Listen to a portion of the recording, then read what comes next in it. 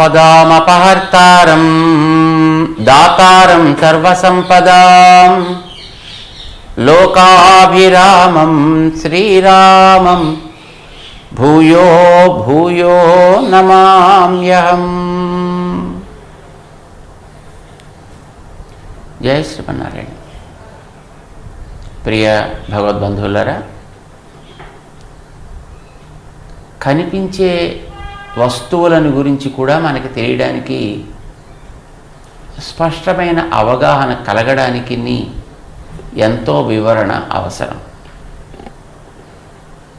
కనిపించని తత్వాల గురించి చెప్పాలి అనంటే, దాన్ని మనకు అర్థమయ్యేటట్టు చెయ్యాలి అనంటే చాలా శ్రమ పడాల్సి ఉంటుంది కదా.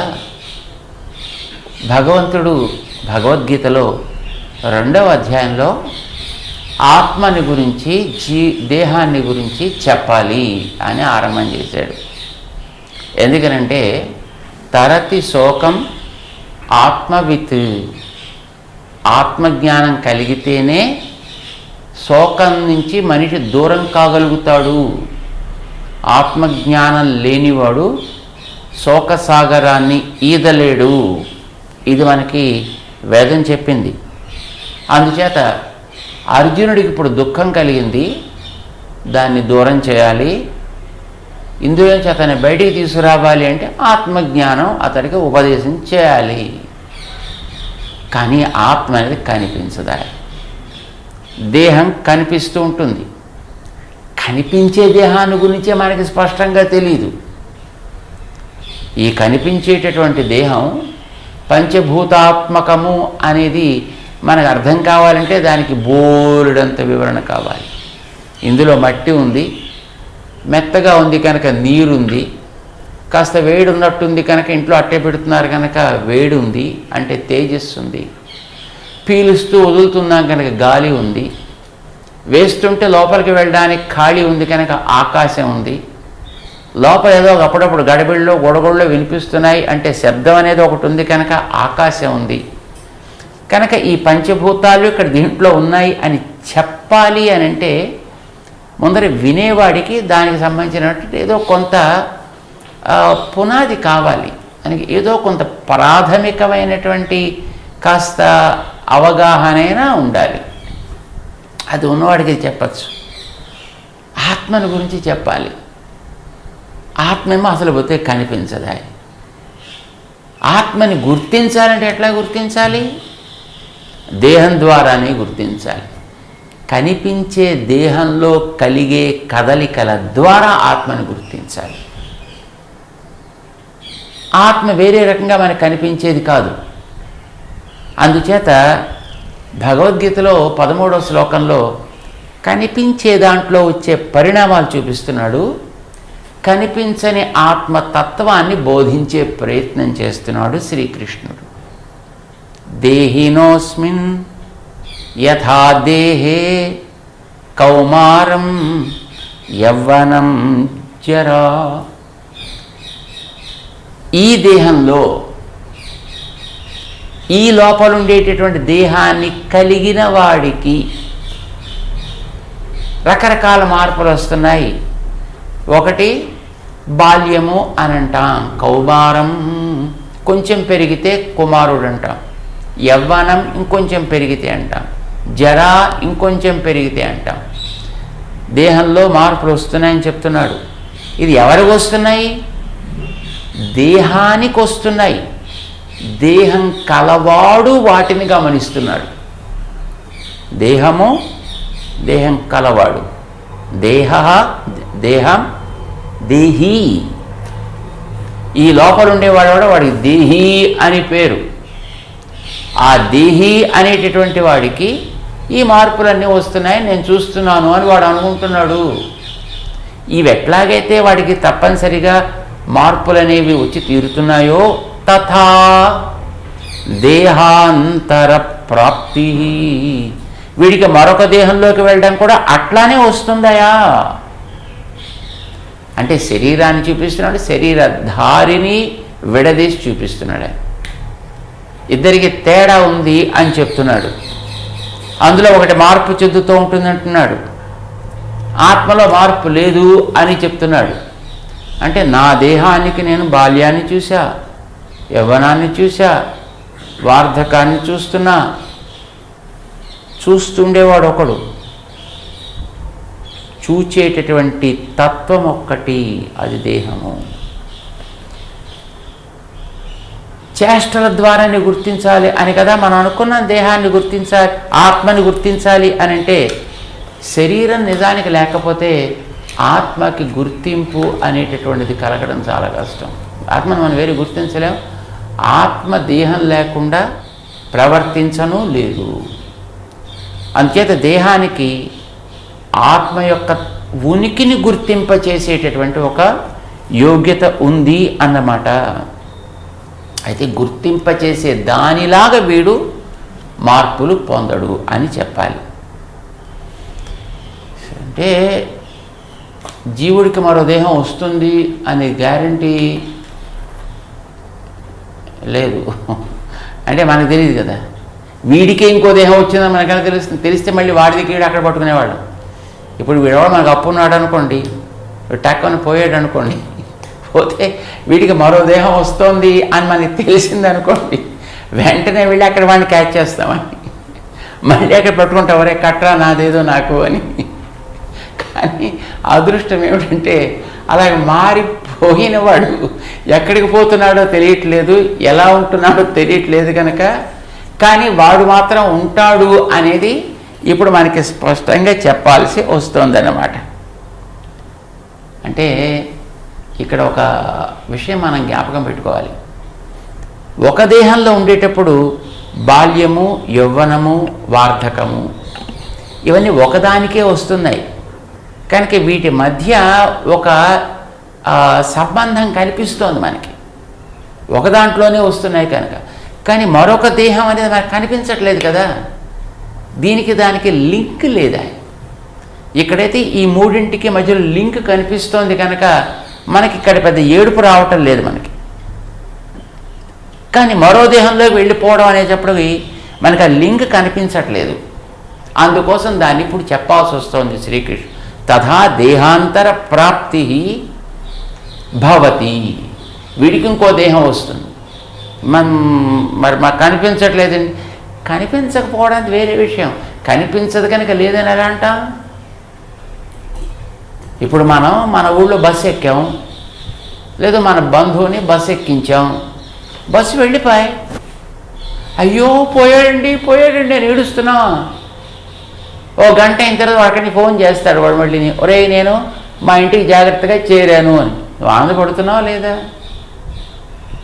అంటే కాదండి, అక్కడ బస్సు వెడుతోంది, రోడ్డు మీద కనిపిస్తోంది, అక్కడ చేరుతుంది కనుక మనకది నమ్మకానికి అవకాశం ఉంది. రైల్లో వెళ్ళినా అంతే, మరి విమానంలో పెడితేను మన ఎదురుకుండా ఒకడిని విమానం ఎక్కించాం, అమెరికా పంపించాం, ఆకాశంలోకి ఎగిరిపోయింది అది కాస్తాను. కానీ ఓ రోజు అయిన తర్వాత మళ్ళీ వీడికి ఫోన్ వచ్చింది, నేను జాగ్రత్తగా ఇంటికి చేరాను అని ఫోన్ వస్తాను. మరి నువ్వు ఆనందపడుతున్నావా లేదా? అంటే ఆ వెళ్ళిన వ్యక్తి ఈ ఊరికి ఆ ఊరికి ఒక లింక్ అనేది లేకపోయినప్పటికీ కూడా వీడక్కడికి జాగ్రత్తగా చేరాడు అనే విషయం అయితే నువ్వు విశ్వసిస్తున్నావా లేదా, గుర్తిస్తున్నావా లేదా? అయితే అక్కడ నీకు ఫోన్ వస్తోంది కనుక నువ్వు వాడిని గుర్తిస్తున్నావు. కానీ ఈ జీవుడి దగ్గర అలాగా మరొక దేహంలోకి వెళ్ళాక వాడు పాత దేహానికి కానీ దేహ బంధువులకి కానీ వాడు ఏమీ ఫోన్లు కమ్యూనికేషన్ గట్రా వాడు చేయడు. అందుకోసం మనకి తెలియట్లేదు, అందుకోసం మనకి ఏడుపు వస్తాను. కానీ వీడు అక్కడైతే ఉంటాడు. మనకు కావాల్సింది ఏంటి? వాడు నశిస్తాడా, నశించడా, ఉంటాడా, పోతాడా? ఇది కదా మనకి ప్రశ్న. అయ్యో వీళ్ళంతా పోతారే అని కదా అర్జునాని ఏడుపు. కానీ ఈ పేరు కలిగినటువంటి జీవుళ్ళు మాత్రం పోరాయా, వీళ్ళు ఏమవ్వరు. ఈ రైలు ఎక్కినవాడు, ఈ విమానం ఎక్కినవాడు మరొక ఊరికి వెళ్ళిపోయి అక్కడ ఎట్లాగైతే దిగి ఉంటాడో అట్లాగే ఈ జీవుడు కూడా మరో దేహంలోకి వెడతాడు, అక్కడ ఉంటాడు. అయితే ఈ విమానంలో వెళ్ళడం అనేది వీడు పనిని బట్టి వీడు పెడతాడు, ఇక్కడ అవసరాన్ని బట్టి వీడు పెడతాడు. మరి జీవుడి దేహాన్ని వదిలిపెట్టి వెళ్ళడం కూడా అట్లానే. ఇప్పటిదాకా ఈ వాహనంలో వాడున్నాడు, వదిలాడు, వెడుతున్నాడు. వాడికి అక్కడ అనుభవించాల్సినటువంటి పనిని బట్టి, కర్మని బట్టి, ఇక్కడ దీన్ని వదలడం కూడా అంతే. వీడికి ఇంతవరకు ఇక్కడ డ్యూటీ ఏర్పడి ఉంది, ఇక్కడ ఈ కర్మ వీడికి నియతమై ఉంది కనుక వీడు దీంట్లో ఉన్నాడు. ఇందులో వచ్చే మార్పుల్ని వాడు స్వీకరిస్తూ ఉన్నాడు. ఆ కర్మను అనుసరించే వాడు ఆ దేహానికి వెళ్ళాడు. అక్కడ ఏది అనుభవించవలసి ఉంటుందో దానిని వాడు అక్కడ కొనసాగిస్తాడు. ఊరికి మధ్య సంబంధం అనేది మనకి కనిపించదు కనుక విమానంలో అక్కడ వాడు దిగుతాడు అని మనకి చెప్పవలసి వస్తుంది, కానీ మనం ఊహిస్తాం. అయితే ఇప్పుడు కొన్ని సాధనాలు కూడా ఉన్నాయండి, కొన్ని రకాలైనటువంటి ఈ మనకి యంత్రాలు కూడా ఉన్నాయి. ఇప్పుడు మనకి వీడియోస్ లాంటివి ఉన్నాయి కదా, కొన్ని రకాల ప్యాకేజెస్ కూడా ఉన్నాయండి. అవేం చేస్తాయంటే ఇక్కడ మీ విమానంపైకి లేవగానే ఆ విమానం ఎలా పెడుతుందో కూడా మీ దాంట్లో మీ ఫోన్లో చూపించేస్తూ ఉంటుంది. ఆ విమానం అక్కడ దిగ్గానే దాని ఎక్కడ దిగిందో మీకు చూపిస్తుంది. ఆ తర్వాత వాడు ఇంట్లోకి వెళ్ళిన తర్వాత వాడు దాంట్లో శుభ్రంగా ఒక వీడియో పెట్టి అమ్మా అని మళ్ళీ నాన్న అనో వాడు పలకరిస్తాడు, వీళ్ళతోటి మాట్లాడతాడు. దేహంలోంచి జీవుడు బయటికి వెళ్ళిన తర్వాత మరొక దేహానికి వెళ్ళే విధానాన్ని గమనించే యంత్రాలు కానీ, యాప్స్ కానీ, ప్యాకేజెస్ కానీ మనకి ఇంకా ఇప్పటిదాకా రాలేదు. జీవుణ్ణి గుర్తించేటటువంటి పరికరమే ఇంకా ఇప్పటిదాకా మనకి రాలేదు. అందుచేత జీవయానాన్ని గుర్తించగలిగేటువంటి పరికరాలు కూడా ఇంకా ఇప్పటిదాకా పాపం మన వాళ్ళు కనిపెట్టలేదు. అక్కడికి వెళ్ళిన తర్వాత మళ్ళీ జీవుడు వీడితోటి మాట్లాడచ్చు కదా, నాకు ఇక్కడ ఉండేటప్పుడు ఎంత ప్రేమ అండి, అబ్బబ్బా అసలు క్షణం కూడా వదిలిపెట్టలేకపోయేవాడండి, అసలు ఎప్పుడు నేను కూడా వాడిని వదిలిపెట్టి ఉండేవాడిని కాదండి, ఇద్దరు ఒక్క అంశంలో తిని ఓ మంచంలో పడుకుని అలా ఉండేవాళ్ళు అండి. కరెక్ట్. కర్మ ఉన్నంత వరకే వీడిట్లా ఇక్కడ ఉంటాడు. కానీ ఈ కర్మ ఎప్పుడైతే అయిపోయిందో ఈ రికార్డ్ అంతా మొత్తం వెళ్ళిపోతుంది. తర్వాత కర్మ ఏదో దాన్ని బట్టే వస్తుంది. తర్వాత ఇక్కడి నుంచి వెళ్ళిన తర్వాత వాడు దేవతా శరీరంలోకి వెళ్ళాడు అనుకోండి, అక్కడ ఉండే అనుభవం ఏదో దాన్నే వాడు పొందుతాడు తప్ప పాత దాన్ని ఇక స్మరించడు.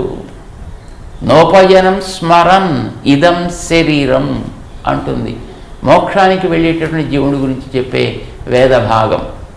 ఈ శరీరం పక్కన కూర్చుని ఎవడు ఏడ్చినా ఎవడు ఏం మొత్తుకున్నా పాపం వాడు దీని గురించి పట్టించుకోడు. ఇంత ప్రేమించిన వీడు దీన్ని పట్టుకుని అయ్యో అయ్యో అని వాడు ఏడుస్తున్నా వాడు దీని గురించి ఏంటంటే ఆలోచన కూడా వీడు చెయ్యడు. ఎందుకని? ఏవైతే ఇక్కడ మనం బంధాలను అనుకుంటున్నామో, ప్రేమలను అనుకుంటున్నామో, ద్వేషములను అనుకుంటున్నామో, కక్షలు కావేశాలను అనుకుంటున్నామో, ఇవన్నీ కేవలం దేహాన్ని బట్టి వచ్చినవి మాత్రమే. ఎప్పుడుదాకా దేహం ఉంటుందో అప్పటిదాకానే ఇవన్నీ ఉంటాయి. రామాయణంలో రాముడు చెప్తాడు విభీషణుడితోటి, మరణాంతాని, ఇవన్నీ కూడా కేవలం మృత్యు వచ్చేదాకా, అంటే దేహంలో జీవుడు వదిలేదాకానే దేహానికి వచ్చేవి కానీ దేహ బంధువులకి వచ్చేవి కానీ పట్టించుకోవడం అనేది ఉంటుంది తప్ప ఇది వదిలిన తర్వాత అసలు వీటి గురించి ఆలోచన వాడు చేయడు. వాడు చెప్పాడండి, ఒరే నేను కనుక వెళ్ళిన తర్వాత ఒక ఏడాది లోపల నిన్ను కూడా తీసుకెడతాను రా, నీకు కూడా ఏదో చేస్తాను రా అని వాడు చెప్పాడండి. చెప్పిన వాడికి దీన్ని వదిలితే ఇంకా ఏతత్ స్మరణం అనేది వీడికి ఉండనే ఉండదు. తర్వాత కర్మ ఏదో అది ఎక్కడికి తీసుకెడుతుందో, ఎట్లా నడిపిస్తుందో దాన్ని బట్టే వాడు ప్రవర్తిస్తాడు తప్ప పాత వాటిని వాడు స్మరించడు. దేహ బంధు భ్రాంతి వాడికి ఉండదు. కానీ ఆత్మ మాత్రం, ఇందాక మనం దృష్టాంతం చెప్పుకున్నామే, విమానం వెళ్ళిన తర్వాత వాడక్కడ ఉంటాడు అని, అట్లాగే ఈ జీవుడు ఇక్కడి నుంచి వదిలిపెట్టి వెళ్ళిన తర్వాత మాత్రం తప్పకుండా ఉంటాడు. అంటే జీవుడు దేహంలో మార్పు చెందుతున్నా ఎట్లాగైతే వాడు మారకుండా ఉన్నాడో, దేహం మారి మరొక దేహంలోకి మైగ్రేట్ అయినా వాడు కూడా అట్లానే ఉంటాడు అనే విషయం నువ్వు గుర్తించాలయా. ఇందాక మనం 12వ శ్లోకంలో నత్వేవాహం జాతు నాశం నచైవ న భవిష్యామ సర్వే వయం అతఃపరం అని చెప్పుకున్నది వాడి గురించి. ఇప్పుడు నీకేం చెప్పా? ఇప్పుడు ఇక్కడ ఉండేటటువంటి నువ్వు నేను అనే గుర్తింపుకి కారణమైనటువంటి దేహాలు ఉన్నాయే, వీటిలో మార్పు కూడా తప్పనిసరి. అందుచేతనే ధీరః తత్ర నముహ్యతి. ఈ మార్పుల గురించి ఏడవకూడదు, జీవుడి యొక్క మరొక దేహ గమనాన్ని గురించి కూడా ఏడవకూడదు. బుద్ధిమంతుడి యొక్క కార్యం అదే. వికారహేతౌ సతి విక్రియంతే ఏషాం న చేతాంసి తయేవ ధీరాః. మార్పు చెందే అవసరం ఉన్నప్పటికీ, అవకాశం ఏర్పడ్డప్పటికీ ఎవడైతే మార్పు చెందుకుంటుంటాడో, శోకించదగినటువంటి సన్నివేశం ఉన్నప్పటికీ ఎవడైతే శోకాన్ని నిగ్రహించుకోగలుగుతాడో, గమనిస్తాడో, ఎవడి యొక్క మనస్సు అయితే రకరకాలుగా వికారమును పొందదో వాడే బుద్ధిమంతుడంటే. కశ్చిద్ధీరః ప్రత్యేగాత్మానమైచ్ఛత్ ఆవృత్త చక్షు అమృతత్వమిచ్చన్ అంటాడు యమధర్మరాజు. బుద్ధిమంతుడైనటువంటి వాడు ఆవృత్త చక్షు, ఎవరికైతే వాడు చక్కటి జ్ఞానం కలుగుతుందో, వాస్తవాన్ని చూడగలుగుతాడో, వాడు ఆత్మతత్వాన్ని చూసినప్పుడు వాడు శోకించడు సుమా. అంచేత నాయన, నువ్వు కూడా ఇప్పుడు చేయాల్సినటువంటి నీ కర్తవ్య పరిపాలన విషయంలో ఏమీ శోకం అవసరం లేదయ్యా. హాయిగా ధైర్యంగా నీవు యుద్ధోన్ముఖుడు కావచ్చును సుమా అని శ్రీకృష్ణుడు అర్జునుడికి యుద్ధ ప్రోత్సాహనాన్ని, ఆత్మతత్వ వివేచనాన్ని, దేహాత్మ భ్రాంతి నిర్మూలనని కావిస్తాడు. భగవద్గీత 2వ అధ్యాయం 13వ శ్లోకంలో క్రమంగా ముందుకు సాగుతూ దీన్ని మరింత స్పష్టంగా ఎట్లా చెప్పాడో మనం తెలుసుకుందాం. జై Srimannarayana. Serenity model high school విద్యార్థులకు అమ్మఒడి, సామాన్యులకు అందుబాటులో ఉన్న బడి సెరెనిటీ. మేడ్చల్ జిల్లాలో మేటిగా నిలిచి సాటిలేని ఫలితాలను సాధిస్తున్న #1 స్కూల్ సెరెనిటీ. మా ప్రత్యేకతలు: ప్రతి విద్యార్థి పట్ల వ్యక్తిగత శ్రద్ధ, activity based learning and digital classrooms, computer lab, 100% ఫలితాలు, sports and cultural activities, yoga, abacus మరియు Vedic maths education. Please visit Serenity Model High School, Nagaram. Admissions are in progress. Call 040-271-46899 and 040-271-48699.